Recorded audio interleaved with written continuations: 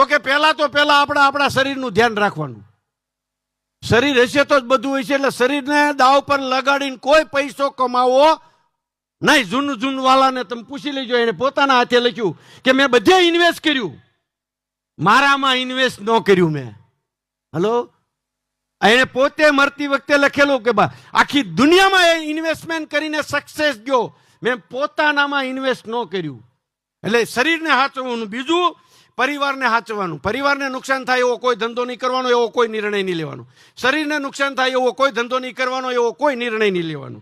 અને ત્રીજું તો કે સમાજને નુકસાન થાય એવો કોઈ નિર્ણય નહીં લેવાનો, એવો કોઈ ધંધો નહીં કરવાનો કે જેમાં સમાજને નુકસાન હોય. અને ચોથું, રાષ્ટ્રને નુકસાન થાય એવો કોઈ નિર્ણય નહીં લેવાનો, કોઈ ધંધો નહીં કરવાનો. તમારે નફો જોવાની જરૂર જ નહીં પડે.